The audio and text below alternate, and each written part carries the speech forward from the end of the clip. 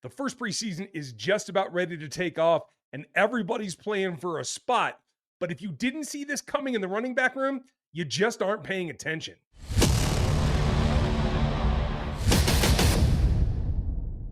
Welcome back, everybody. This is RGR Football. I'm Ryan going rogue. Welcome in. Make sure you like and sub. We're going to start today with the game plan, and this is the first preseason game. We kind of break down the game plan every Friday. You're going to have that all season long, so be prepared. As we go live on post-game on Sundays, live streams on Monday nights, you're going to get a mixed content here on Friday, so make sure that you get into it. And a lot of hubbub the last couple of days about, there's this amazing change going on in the running back room. It's not that amazing. You're only surprised by it if you haven't been listening to me for the last 6 months. This is what the deal is. Deneric Prince is running as the primary backup for Isaiah Pacheco. We should see that Saturday. Clyde Edwards-Helaire has been in and out of training camp. And quite frankly, I think it's starting to lead to a few more questions about what can his role actually be come the regular season. I still believe he's going to end up in the top 3 positions as a guy that either plays a role maybe on third down or at least becomes the primary backup again, as he has been in the past. But the shocker, the things that people are losing their mind about is something that I told you before the draft. Carson Steele is making a push for this roster, and he brings it all. It is not the classic, this guy is the next Sherm or the next Mike Burton. Friend of the channel, Mike Burton, who's been great. He will tell you that this guy has a different skill set, and that's fine. But everybody seems to be surprised around Chiefs Kingdom right now. And I told you from the day that he wasn't drafted, that he ended up in Kansas City, that he's not just a fullback. He is a guy that can run the ball. And Andy Reid said the same thing. Andy's got it in his head that he has more to offer, and I love that. Can they afford to keep 4 running backs? That's going to be the question. But tomorrow night, as the Chiefs take the field for the first preseason game, you're going to get a chance to see what Carson Steele can do. And I do believe they're going to give him carries. I think they have to in order to continue to sort this out, because this is the time of year where players start to separate themselves. Are they roster material or are they not? This is, quite frankly, where last year Deneric Prince started to fall off. And while he is running as the primary backup right now, and I expect to see him get probably the most total touches on Saturday night, he still has to prove that he can make that leap, because last year he wasn't able to do it, and he wasn't able to become a primary impact player.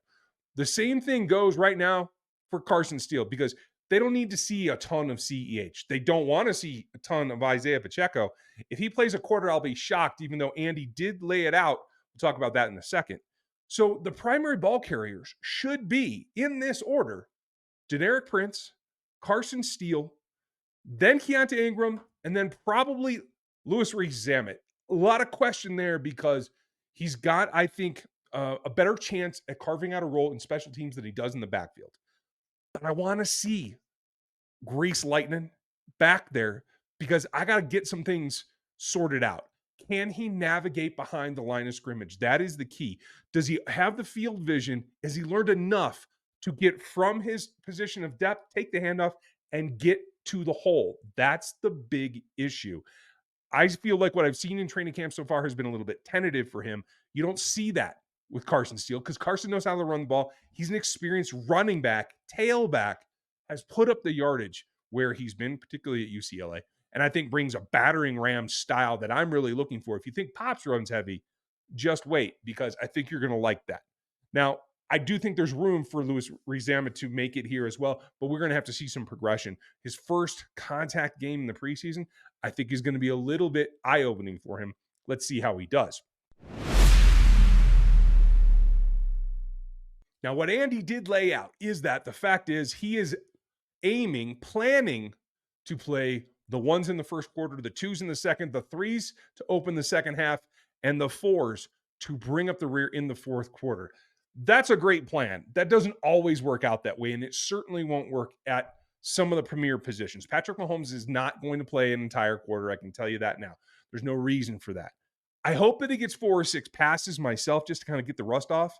And as I told you guys the other day, I am betting that at least 50% of those are deep shots, because this is the time to do it. This is the time to send a message to the entire league. We are going to push you deep. Your safeties better be on their wheels, because we're coming after you.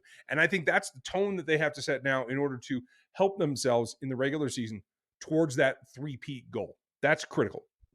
But I do think the rotations are going to then take over, because while you're going to have the starters for at least a few series, maybe they go the whole quarter depending on the game flow.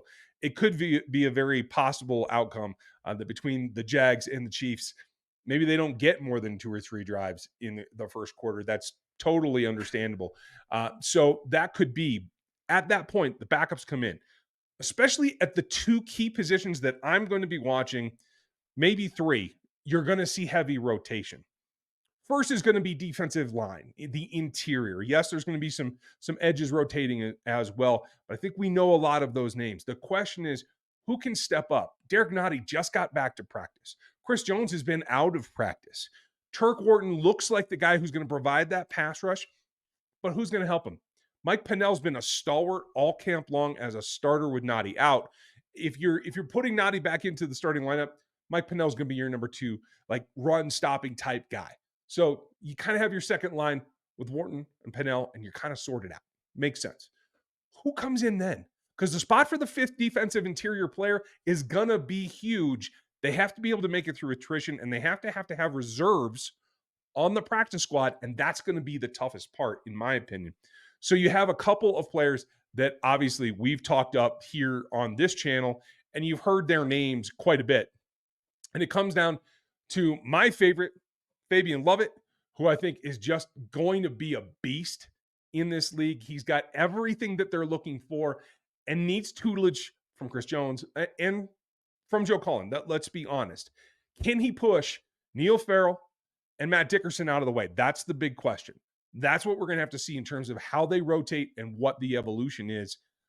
Look for Farrell to probably be the next guy in after Wharton and Pennell. We'll see what happens after that. Now, at the cornerback spot, they're going to get the starters some work, particularly because you got to get gelling with which version of the lineup you're going to go. Are you going to go with Chamar Connor in the nickel and McDuffie outside with either Nazi or Joshua Williams, who I think has been playing enough to get the start this week? Is it going to be something different? Are you going to go Jalen Watson on the outside at one of the spots? Could Trent McDuffie come over to the outside and you play somebody else inside? It's going to be difficult. You could see Trent McDuffie at the nickel. You could see him outside. You could see them both. They're going to have to rotate. And then they have to get to the young guys. Steve Spagnuolo, in particular, was very adamant about getting to the young guys. Hicks is going to be on the field at the safety spot. But Haddon in particular, Akaboyedo, who he said didn't get enough reps last year that he needs to see more of. Christian Roland Wallace, DJ Miller, Kamal Haddon, Miles Battle. Lots and lots of players there. The question is going to be, can Kelvin Joseph go? Can Keith Taylor, if they're going to give him inside reps or outside reps? Those guys could circle in maybe earlier in the first half, earlier than you think.